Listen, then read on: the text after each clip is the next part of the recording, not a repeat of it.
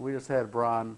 The urban situation in the U.S. has really changed a lot. And what's happened to us in Firewood is we have to use the urban wood to relieve pressure off the industrial forestry, because what's happened to the U.S. population is currently we're about 50% urban. The expectation it'll be 75%. So if you're in places like North Carolina, we have huge sprawl problems with places like Raleigh and Charlotte. They're sprawling out. A lot of the family farms have been made into subdevelopments.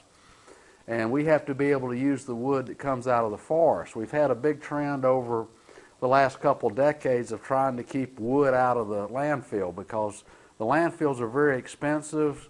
They're generally paid for by tipping fees and taxes, and people don't like paying tipping fees, so they're trying to avoid them, and that's one of the reasons arborists and developers are trying to channel logs away from the landfill into places where they don't have to have the expense. I'm going to tell the story of Damon Barron and Tree Cycle America, and I encourage everybody to look at some of the information on the internet for that. But Damon Barron was a salesman who had a moment of enlightenment, and he was selling supplies to woodworking shops like cabinets and furniture shops. He sold them lumber and plywood and glue and finishing materials and sandpaper and so forth.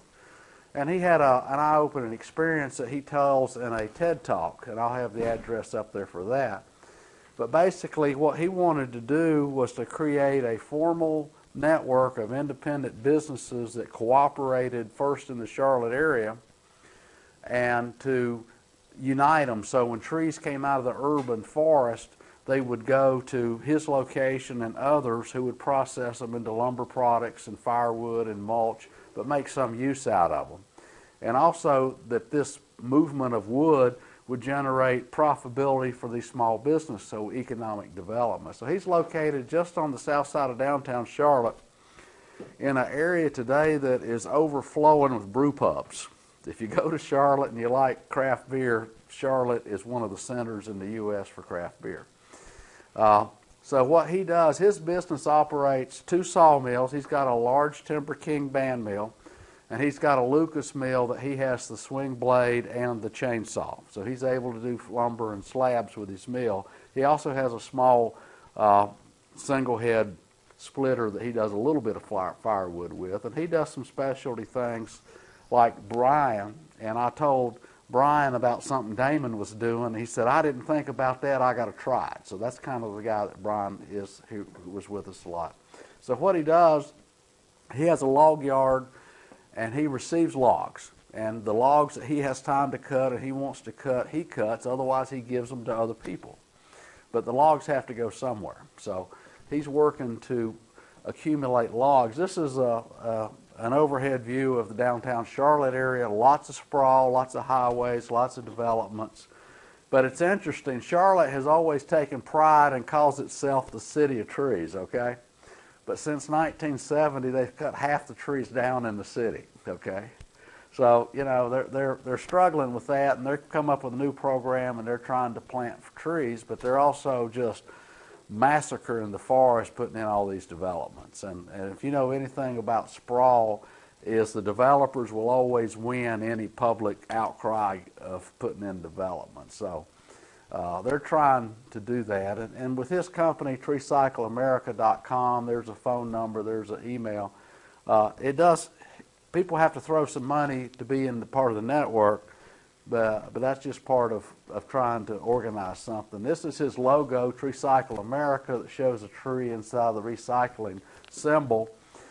And he has an identification program where every tree gets identified. And basically how that works, he paid to create an app for the smartphone. So the tree trimmer, the arborist, the developer, whoever's taking the tree down will photograph it, enter it into the system. It gets tagged. There's 5 pieces of information. It's basically the species, the location, why the tree's coming down. And then each log that comes out of that tree gets tagged. When he gets the log, it's entered into his system. He saws it up, and the lumber is identified. So it goes all the way down to the piece of wood. And he has a dry kiln where he will dry the wood, whether it's a thick slab or a regular board. And the woodworker can identify what they made with that wood, whether it's a piece of furniture, a cabinet, or so forth. So it's a full documentation and certification system that is absolutely certified down to the board and to the piece of furniture and the cabinet and millwork or whatever gets made out of it. So what's happened to us, especially in this urban market, is people want the story. We do a lot of reclaimed wood down in North Carolina when we take down old barns and old mill buildings, and people want to know what the story is. And if you got a good story, its value goes way up. So any buyer who values the story, values local wood, wood with character, they pay more for that. And it really supports a lot of businesses here in our wood products industry.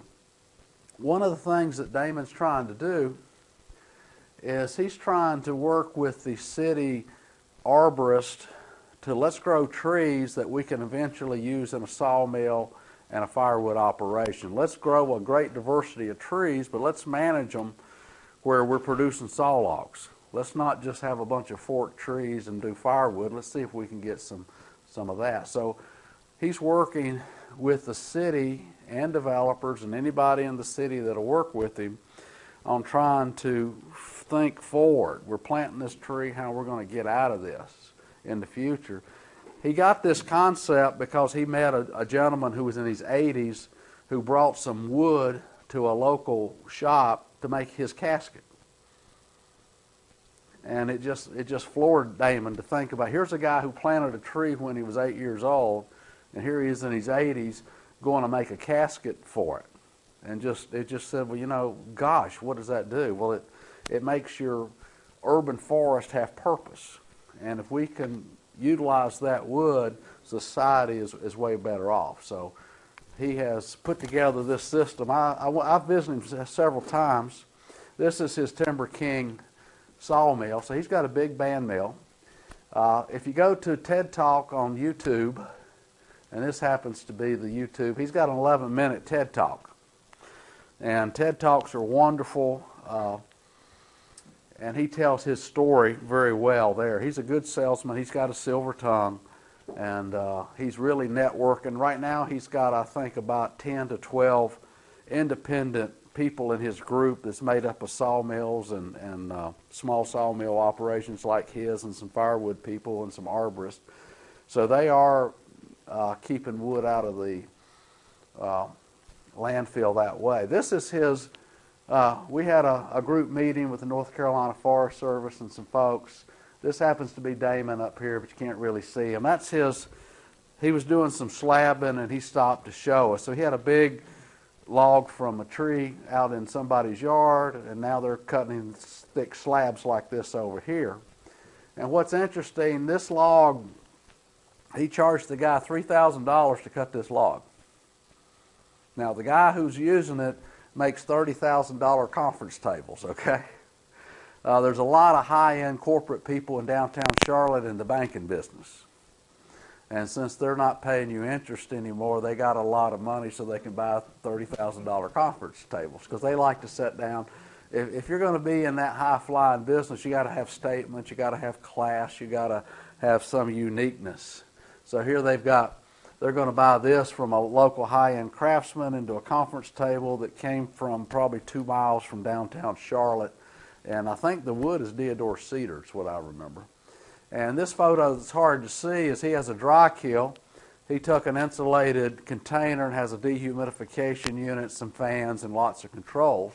So he's taken these slabs, they go through some air dry period, and then they go to his dry kiln, and then he dries them down, and they're ready for use. So this slab is going to be identified in the system. It was identified as a tree, it's identified as a log, it's identified as a slab, and it'll be identified as a finished product as a conference table whenever this guy makes it. So his firewood business is really small. He just has a splitter, but it's amazing. He will take his wood scraps and he'll put them in 5-gallon buckets, and he'll sell that for $10.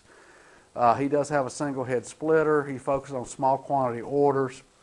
One of the interesting thing I was telling Brian about, who's also in the firewood business, is Damon goes over to IKEA and he buys a cloth carry bag for firewood.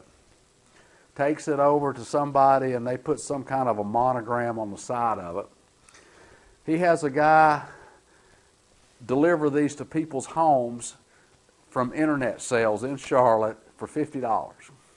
So if you stop and think about it, how much wood, maybe it's a cubic foot of wood in one of these carry bags, and I don't know what he pays for the bag and the stitching, but $50 is pretty good. So say he sells 10 of these, right? It doesn't take but a couple hours to deliver 10 of these, right, for $50 a piece. That's $500 you could set 10 of these right here. That's pretty good marketing, isn't it? I think that is cool. And we call that the Bouquet firewood business. So he's wanting to expand across the whole USA. So any community, whether it's D.C., it really is focusing more on the urban environment. But he would like to have this rubber stamped everywhere.